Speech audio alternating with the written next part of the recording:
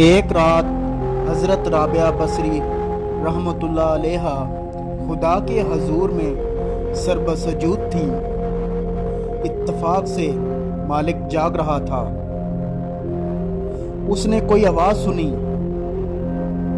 اس نے غور سے دیکھا تو رابعہ سجدے میں رو رو کے عرض کر رہی تھیں، خداوند تو جانتا ہے کہ میرے دل کی خواہش تیرے احکام بجا لانے کی ہے اور آنکھوں کی روشنی تیری درگاہ کی خدمت میں ہے۔ اگر میں خود مختار ہوتی تو ہر وقت تیری عبادت کرتی، لیکن تو نے مجھے چونکہ اپنی مخلوق کا متحد بنایا ہے، اس لیے تیری بارگاہ میں دیر سے حاضر ہوتی ہوں۔ مالک نے رابعہ کے یہ کلمات سنے تو ان کی تاثیر سے اس کا مردہ ضمیر جاگ اٹھا، شعور بیدار ہوا۔ صبح ہوئی تو یہ دست بستہ اپنے گناہوں کی معافی مانگنے لگا اور بصد احترام عرض کیا کہ آپ میری طرف سے آزاد ہیں، یہاں رہیں تو میں آپ کی خدمت میں حاضر ہوں، جانا چاہیں تو آپ کو اختیار ہے۔ مکہ و مدینہ کے بعد بصرہ و کوفہ اسلامی علوم کے دو بڑے مرکز تھے۔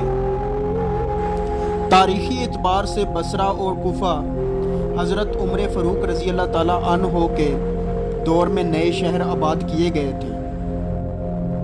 ہر چند بصرے میں آپ نے بڑی تکلیفیں اٹھائیں، طرح طرح کے مصائب برداشت کیے، تاہم آپ کو بصرے کے در و دیوار سے ایک انس تھا، ایک محبت تھی۔ آزادی پانے کے بعد اب آپ کی علمی زندگی کا آغاز ہوا۔ آپ نے علماء اسلام سے تھوڑی ہی مدت میں قرآن حکیم اور فقہ و حدیث وغیرہ جیسے اہم اسلامی علوم سیکھ لیے اور ان میں یہاں تک مہارت پیدا کی کہ بڑے بڑے علماء پر فوقیت حاصل ہو گئی۔ امام سفیان ثوری، امام مالک بن دنیار اور بلخی ایسے خدا پرست عالم باعمل اور عابد و زاہد بزرگ آپ کے ہم نشینوں میں شامل تھے اور اکثر مسائل میں آپ سے مشورہ کیا کرتے تھے۔ مختصراً یہ کہ جو مقام آپ نے علمی اعتبار سے پیدا کیا وہی مقام زاہد و اطاعت میں حاصل کیا۔ اکثر ساری ساری رات عبادات اور مناجات میں گزار دیتی۔ امام سفیان ثوری کہتے ہیں کہ ایک مرتبہ رات کو میں حضرت رابعہ بصری رحمۃ اللہ علیہا کے ہاں مہمان تھا۔ میں نے یہ دیکھا کہ وہ عبادت کے لیے شام سے مصلے پر کھڑی ہوئیں اور صبح کر دی۔ ایک گوشہ میں علیحدہ ہو کر میں نے صبح کی نماز ادا کی، اور یہ کرام کی سیرت کی کتابوں میں لکھا ہے کہ فرید الدین عطار نے ایک امیر کا واقعہ لکھا ہے کہ ایک مرتبہ جناب خواجہ حسن بصری حضرت رابعہ بصری رحمۃ اللہ علیہا کی زیارت کے لیے آئے۔ انہوں نے دیکھا ایک امیر کبیر شخص نہایت افسردہ اور پریشانی کی حالت میں کھڑا ہے۔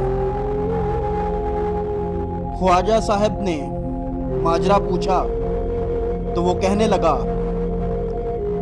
میں دیناروں کی ایک تھیلی نظر کے لیے لایا ہوں، مگر حضرت رابعہ بصری رحمۃ اللہ علیہا نے قبول فرمانے سے انکار کر دیا۔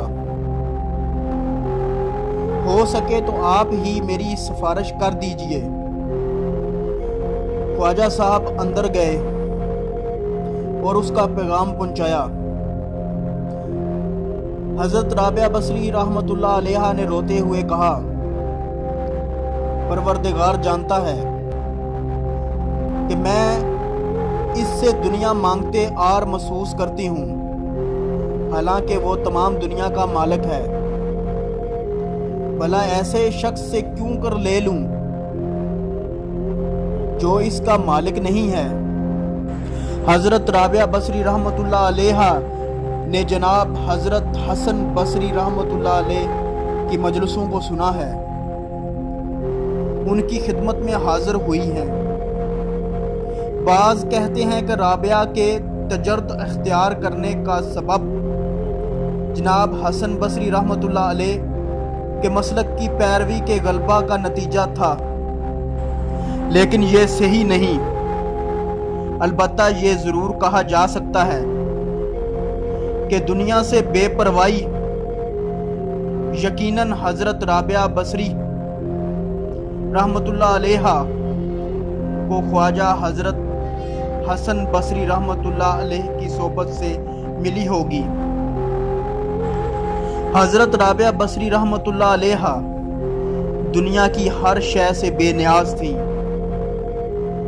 خدا کے حضور میں ہمہ وقت حاضر رہنے اور خدا کی یاد میں دن رات آنسو بہانے کے سوا انہیں کوئی دوسرا کام نہ تھا۔ یہ حقائق تو اپنی جگہ پر قطعی درست ہے، لیکن یہ واقعہ خواجہ کا نہیں ہے۔ خیال کیجئے کہ حضرت رابعہ بصری رحمۃ اللہ علیہ کی ولادت 95 ہجری میں یا 99 ہجری میں ہوئی ہے اور وفات 180 ہجری یا 185 ہجری میں پائی، جبکہ خواجہ حسن بصری رحمۃ اللہ علیہ کا انتقال 110 ہجری میں ہوا ہے۔ اس وقت حضرت رابعہ بصری رحمۃ اللہ علیہ کی عمر کیا ہوگی؟ کب قحط پڑا، مصائب میں گرفتار ہوئیں، اس کے بعد رہائی پائی اور طبیعت میں ایک زبردست انقلاب آیا، یعنی دنیا کو ٹھکرانے اور دل سے بیزار ہو جانے کا جذبہ پیدا ہوا۔ یہ تمام واقعات اس وقت کی دلیل ہیں کہ جس وقت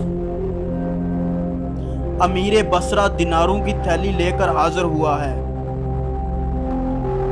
اس وقت جناب خواجہ حسن بصری رحمۃ اللہ علیہ اس دنیا سے بہت پہلے جا چکے تھے۔ اصل میں یہ واقعہ امام سفیان ثوری کا ہے۔ وہی اکثر و بیشتر آپ کے پاس آتے جاتے تھے اور وہی اس موقع پر جناب حضرت رابعہ بصری رحمۃ اللہ علیہ کی زیارت کو آئے تھے۔ سبسکرپشن کے بٹن کو پریس کیجئے گا اور بیل آئیکن کو کلک کریں تاکہ تمام ویڈیوز آپ کو ملتی رہیں۔ ویڈیو پسند آنے کی صورت میں اس کو لائک، شیئر اور کمنٹ ضرور کیجئے گا۔